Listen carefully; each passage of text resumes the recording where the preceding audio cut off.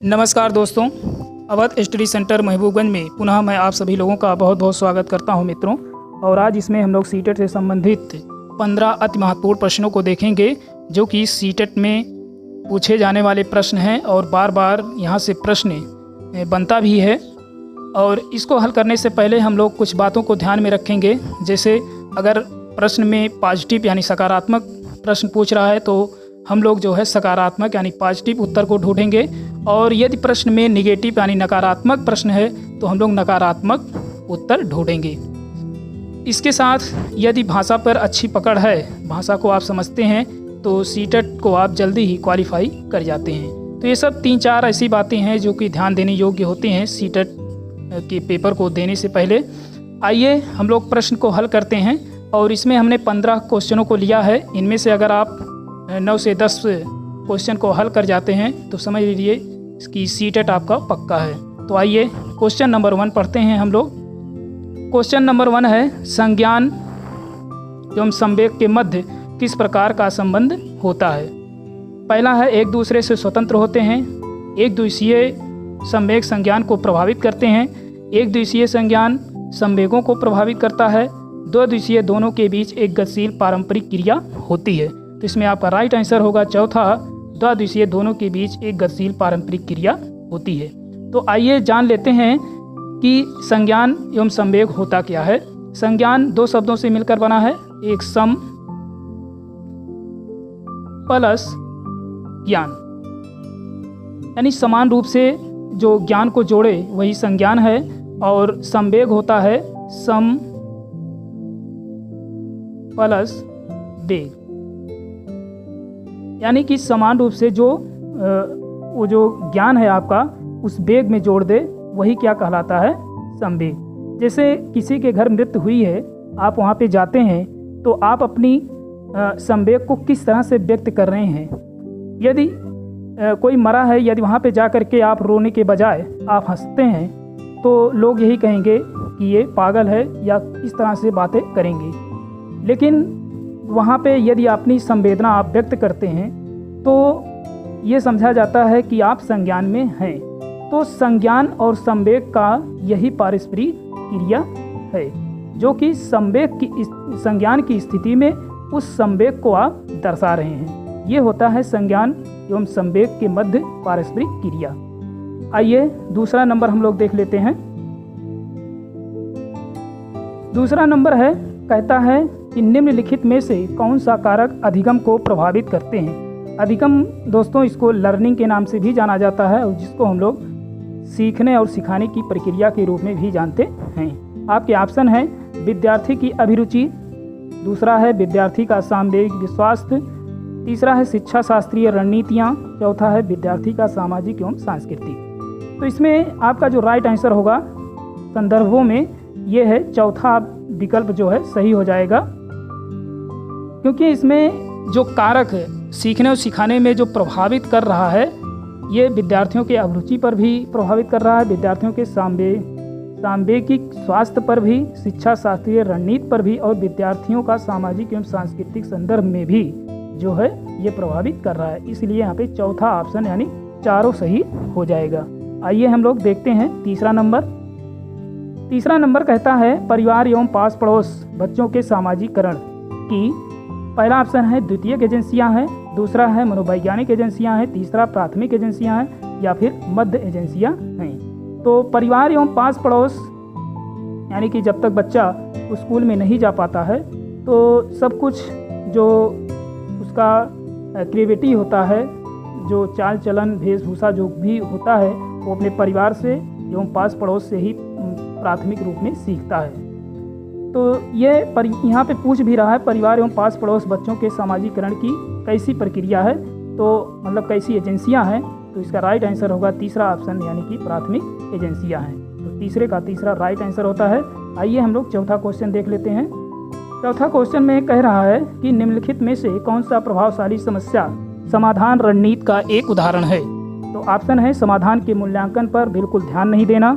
जी नहीं, हम लोग इसमें ऐसा बिल्कुल नहीं करेंगे। इसमें कह रहा है कि निम्नलिखित में से कौन सा प्रभावशाली समस्या समाधान रणनीति का एक उदाहरण है। इसमें पॉजिटिव प्रश्न कर रहा है यानी सकारात्मक, तो हम लोग सकारात्मक उत्तर को ही ढूंढेंगे। तो समाधान के मूल्यांकन पर बिल्कुल ध्यान नहीं देना, तो ये गलत बात है, हम लोग ध्यान देंगे। दूसरा है क्रियात्मक अनियमितता, एक वस्तु के केवल परंपरागत कार्य, केवल शब्द जहाँ मिले केवल बिल्कुल ध्यान न देना, ये सब जहाँ मिले उसको सर्वप्रथम पहले काट देना है। तीसरा है प्रतिक्रिया निर्धारण समस्या प्रस्तुतिकरण के एक ही आयाम में सीमित रहना, तो ये भी एक ही आयाम में सीमित हमको नहीं रहना है, अनेकों आयाम में जाना है। चौथा ऑप्शन हम लोग देखते हैं, साधन साध्य विश्लेषण समस्या को अनेक उपलक्ष्यों में विभाजित करना। तो यहाँ पे चौथा जो है एकदम राइट आंसर चौथा का बनता है, तो चौथे का चौथा राइट आंसर होगा। आइए हम लोग 5वां नंबर देख लेते हैं। 5वां नंबर कह रहा है कि निम्नलिखित में से कौन सी शिक्षण अधिगम के लिए एक प्रभावशाली शिक्षण प्रणाली नहीं है। तो इसमें देखिए नहीं शब्द आ गया कि प्रभावशाली शिक्षण प्रणाली नहीं है, यानी कि यहाँ निगेटिव प्रश्न कर रहा है और हमें निगेटिव उत्तर को भी ढूंढना है। तो पहला ऑप्शन देखिएगा, बच्चों को अंतर्दृष्टि के द्वारा अनुमान लगाने के लिए प्रोत्साहित करना। तो यहाँ पे देखिए कि प्रोत्साहित कर रहा है, यानी कि ये प्रभावशाली शिक्षण प्रणाली नहीं है। कहने का मतलब ये है और हमें नहीं ढूंढना है, इसलिए ये ऑप्शन नहीं होगा। दूसरा है प्रयोग एवं पर्यवेक्षण, प्रयोग एवं पर्यवेक्षण करेगा तो प्रभावशाली बनेगा ही, इसलिए यहाँ भी ये नहीं है क्योंकि इसमें नहीं पूछ रहा है। तीसरा है संवाद एवं परिचर्चा, संवाद एवं परिचर्चा से भी प्रभावशाली बनेगा, इसलिए तीसरा ऑप्शन भी नहीं है। चौथे में देखिए दिए गए ज्ञान को दोहराने पर ध्यान केंद्रित करना, तो दिए गए ज्ञान को दोहराने पर ध्यान केंद्रित करना, ये चौथा विकल्प भी आपका सही हो जाता है, क्योंकि अधिगम के लिए एक प्रभावशाली शिक्षण प्रणाली जो नहीं है वो है चौथा कि दिए गए ज्ञान को दोहराने पर ध्यान केंद्रित करना। आइए 5वां नंबर हम लोग देख लेते हैं।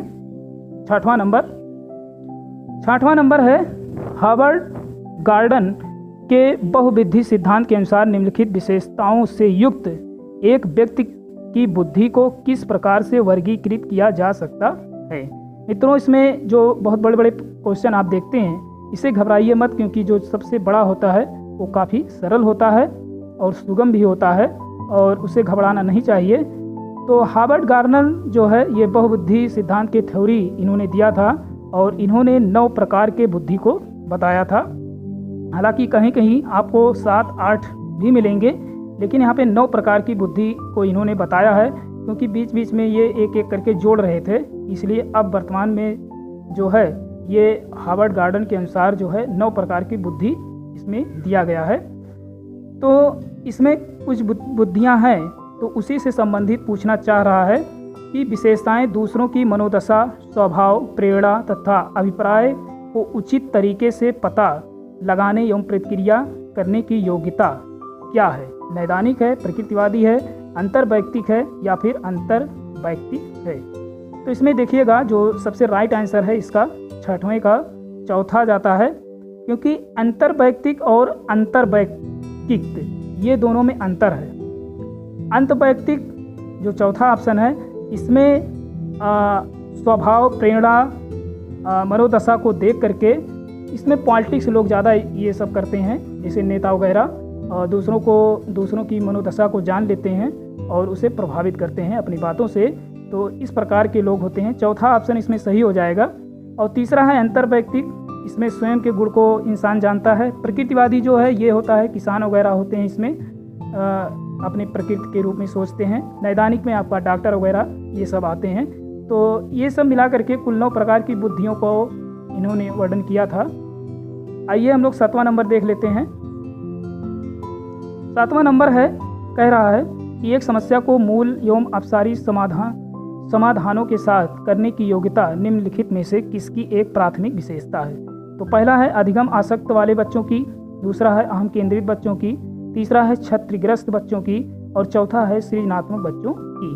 तो इसमें देखिएगा जो शब्द दिया है अपसारी, इसको जरूर ध्यान दीजिएगा दोस्तों। अपसारी का मतलब होता है कि जब बच्चा स्कूल में प्रवेश करता है तो कोई बच्चा जो है पहले स्कूल को देखेगा कि कितना बड़ा है, कैसा है।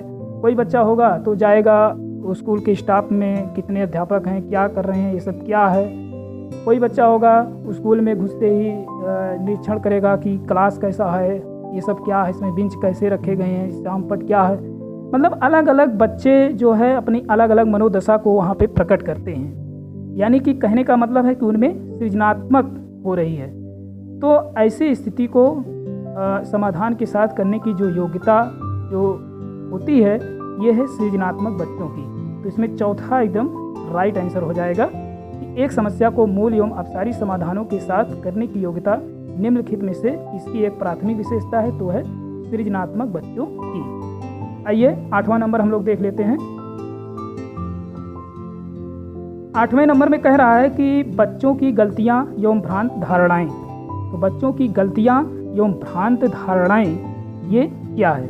पहला है, सूचित करती हैं कि बच्चों की क्षमताएं वयस्कों की तुलना में बहुत निम्न स्तर की हैं। जी नहीं दोस्तों, ये बिल्कुल गलत है। ऐसा नहीं है कि जो है बच्चों की जो क्षमताएं होती हैं वयस्कों की तुलना में बहुत निम्न होती हैं। ज़्यादा भी हो सकती हैं, कम भी हो सकती हैं। तो ये राइट आंसर नहीं होगा। दूसरा है, शिक्षण अधिगम प्रक्रिया में महत्वपूर्ण कदम है। तो शिक्षण अधिगम प्रक्रिया में महत्वपूर्ण कदम इसलिए होता है कि बच्चे गलतियां करेंगे, उस गलतियां से जो है अध्यापक भी कुछ सीखते हैं, और अध्यापक जब सीखते हैं तो जो गलतियां किया है बच्चा उसको समझा करके उस गलती को सुधार करते हैं। यानी कि बच्चों की गलतियों से खुद तो शिक्षक सीख रहा है, साथ ही साथ बच्चों को उस गलतियों को दूर करने में सहायक भी हो रहा है। तो इसमें दूसरा ऑप्शन जो है एकदम राइट आंसर होगा कि शिक्षण अधिगम प्रक्रिया में महत्वपूर्ण कदम है। तीसरा है, शिक्षण अधिगम प्रक्रिया के लिए रुकावट तो होगा नहीं, पहले ये कट जाएगा।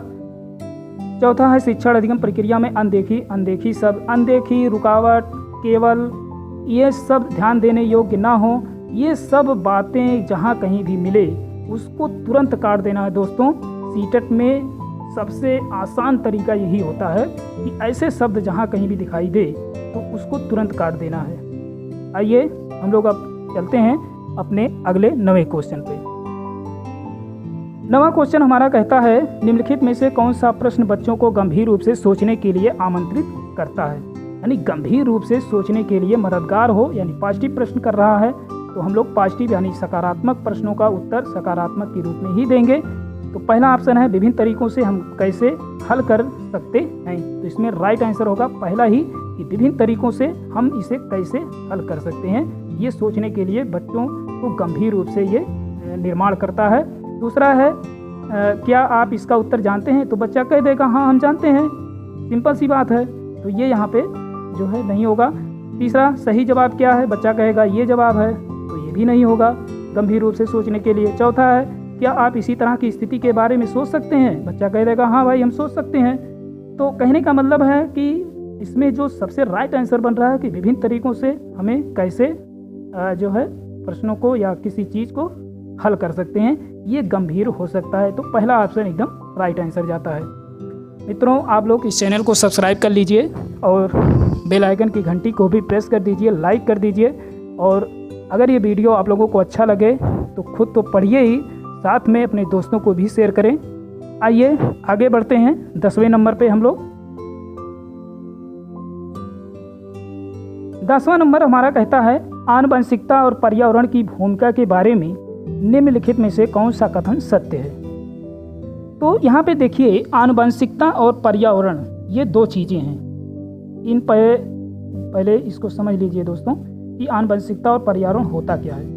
आनुवंशिकता जो होती है ये पूरी तरह से जीन पर निर्भर करता है कि जैसे कोई माता पिता अगर इंजीनियर हैं तो उसका बच्चा इंजीनियर होता है, ऐसा आनुवंशिकता कहता है।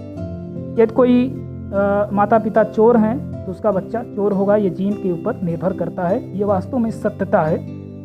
और यदि किसी माता पिता जो है, किसी बच्चे की माता पिता जो हैं अध्यापक हैं तो उसका बच्चा जो है अध्यापक ही बनेगा। ये आनुवंशिकता उसके जीन पर निर्भर करता है। लेकिन बात इसमें पर्यावरण वातावरण की है। इसमें वातावरण ये कहता है कि ठीक है, आपके माता पिता जो है टीचर हैं, अध्यापक हैं, तो आप टीचर हैं, लेकिन हम वातावरण के अनुसार तुमको बदल भी सकते हैं। कहने का मतलब है कि जितना आनुवंशिकता जीन के ऊपर निर्भर करके अपनी स्थिति को बता रहा है, उतना ही पर्यावरण की भी भूमिका होती है। वाटसन ने इसी बात को लेकर के कहा था कि एक छोटा बालक मुझे दे दो, मैं उसे जो चाहूँ सो बना सकता हूँ। उन्होंने एक व्यवहारिक मनोवैज्ञानिक थे और उन्होंने वातावरण के अनुसार इस चीज़ को बताने की कोशिश की थी। तो आनुवंशिकता और पर्यावरण ये दोनों भूमिका जो है बालक के विकास में बहुत ही महत्वपूर्ण भूमिका निभाते हैं। तो इसमें प्रश्न है इसका जो है ऑप्शन है, पहला ऑप्शन है पर्यावरण केवल बच्चे के भाषा विकास में महत्वपूर्ण भूमिका निभाता है। जी नहीं, केवल जो है पर्यावरण भाषा विकास में महत्वपूर्ण भूमिका नहीं निभाएगा। दूसरा है विकास के कुछ पहलू आनुवंशिकता और कुछ अन्य पर्यावरण के अधिक प्रभावित होते हैं। तो विकास के कुछ पहलू जो होते हैं आनुवंशिकता और कुछ अन्य पर्यावरण से अधिक प्रभावित होते हैं। यहाँ पे दूसरा एकदम राइट आंसर होगा। तीसरा है सीखने और प्रदर्शन करने की एक बच्चे की जो क्षमता जीनों द्वारा पूरी तरह से निर्धारित की जाती है। जी नहीं, अगर सीखना है तो उसमें कुछ वातावरण की भी भूमिका होनी चाहिए। ऐसा नहीं है कि जीन के द्वारा ही सब कुछ वो सीख सकता है, एकदम गलत बात है। चौथा है अच्छी देखभाल और पौष्टिक आहार बच्चे की किसी भी जन्मजात विकार को दूर कर सकता है।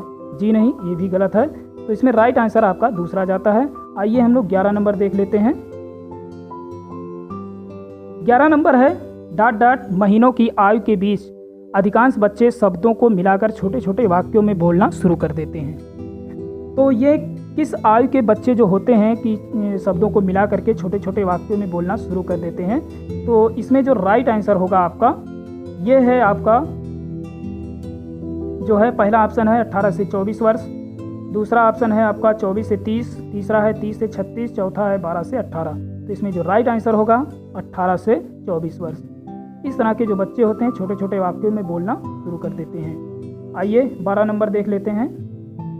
12 नंबर है किसी वस्तु के अस्थायित्व की अवधारणा प्याजे के विकास के चरण में प्राप्त हो जाती है। तो प्याजे ने जो है 4 प्रकार के अवस्थाओं को बताया था। पहला है आपका संवेदी गामक अवस्था,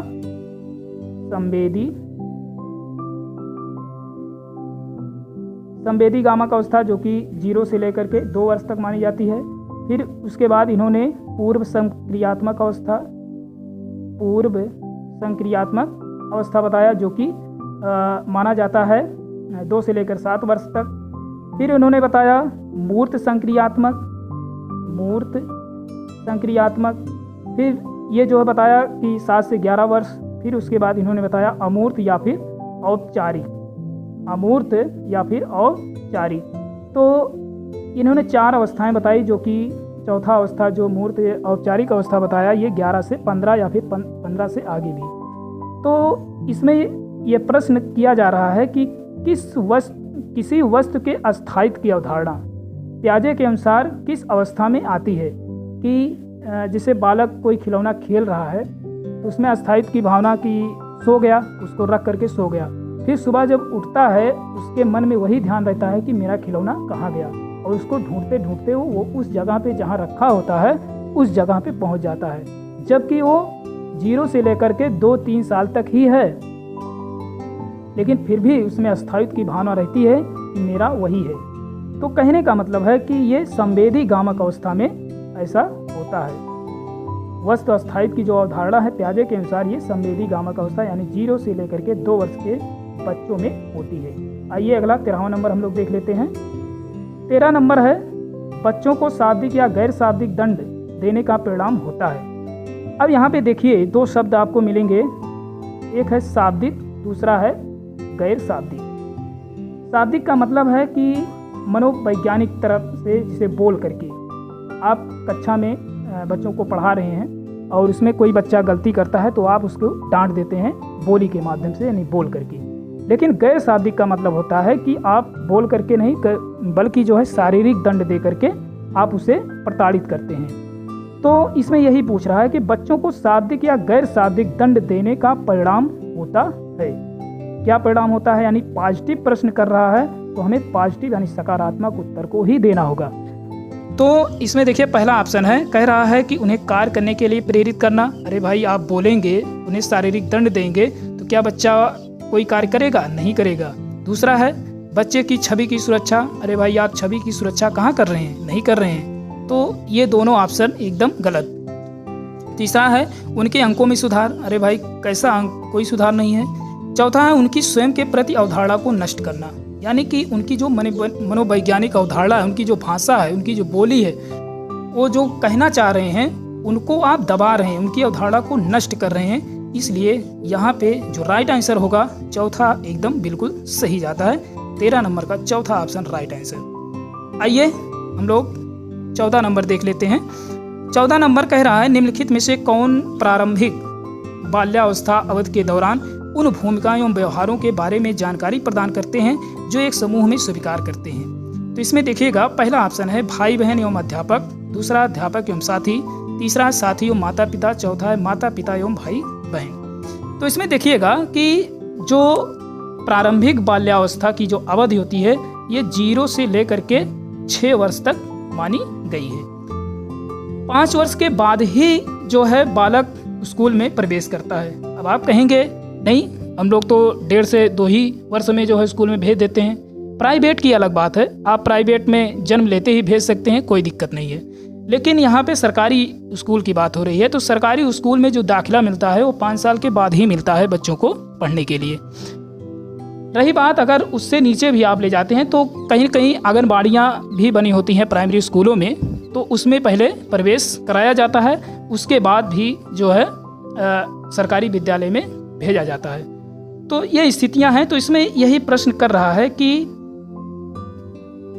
प्रारंभिक बाल्यावस्था यानी 0 से 6 वर्ष का बच्चा हो गया है, इस अवधि के दौरान उन भूमिकाओं एवं व्यवहारों के बारे में जानकारी प्रदान करते हैं जो एक समूह में स्वीकार है। इसमें देखिएगा पहला है भाई बहन एवं अध्यापक, तो भाई बहन एवं अध्यापक तो होगा नहीं, यहाँ पे पहला ऑप्शन ये गलत होगा। अध्यापक एवं साथी, अरे भाई अध्यापक एवं साथी कैसे मिलेंगे, अभी तो घर पे ही है ना, तो अध्यापक एवं साथी कहाँ मिलेंगे। तीसरा है साथी एवं माता पिता, ठीक है माता पिता तो मिलेंगे मगर साथी नहीं मिलेंगे। चौथा ऑप्शन देखिएगा माता पिता एवं भाई बहन, तो इसका राइट आंसर जो है जाता है 14 का चौथा वाला माता पिता एवं भाई बहन। जो कुछ भी सीखेगा उस समय तो अपने घर और पास पड़ोस से ही सब कुछ सीखेगा, यानी कि व्यवहार जानकारी सब कुछ प्रदान उस समय अपने माता पिता एवं भाई बहन से ही करेगा। आइए 15 नंबर हम लोग देख लेते हैं। 15 नंबर है विद्यार्थियों को स्वच्छता के लिए प्रेरित करने हेतु उन्हें स्वच्छता समिति का सदस्य बनाना ये प्रतिबिंबित करता है। किसके लिए प्रतिबिंबित कर रहा है। बचपन में आप लोगों ने देखा होगा क्रिकेट खेलते समय, तो जो टीम होते हैं बच्चों के उसमें से एक कैप्टन बनाया जाता है और वो निर्धारित करता है कब किसे किस जगह पे खेलना है, कब किसको उतरना है, ये सारी चीज़ें डिफेंड करता है उसके कैप्टन के ऊपर। ठीक उसी तरह से एक सदस्य अगर बना दिया जाए, इसमें कहने का मतलब यही है कि विद्यार्थियों को स्वच्छता के लिए प्रेरित करने हेतु उन्हें स्वच्छता समिति का एक सदस्य बना दिया जाए तो वो किस चीज़ को प्रतिबिंबित करेगा या करता है। तो ऑप्शन में देखिएगा प्रेरणा की सामाजिक सांस्कृतिक संकल्पनाएं, दूसरा है प्रेरणा का व्यवहारवादी उपागम, तीसरा है प्रेरणा का मानवतावादी उपागम, चौथा है प्रेरणा का संज्ञानात्मक उपागम। तो इसमें देखिएगा पहला ऑप्शन एकदम राइट आंसर जाता है, क्योंकि प्रेरणा की सामाजिक सांस्कृतिक संकल्पनाएं उसमें उत्पन्न होगी और इस चीज़ को भली भांति समझेगा। तो मित्रों ये था आपका जो है 15 सीटेट से संबंधित बाल विकास से संबंधित 15 क्वेश्चन अभी आपने देखा। तो आप इसमें स्कोर कितना कर पाते हैं कमेंट बॉक्स में अवश्य बताएं, और यदि अच्छा लगे तो अधिक से अधिक लाइक करें, शेयर करें, सब्सक्राइब करें। तो हमें दीजिए अनुमति। बहुत बहुत धन्यवाद।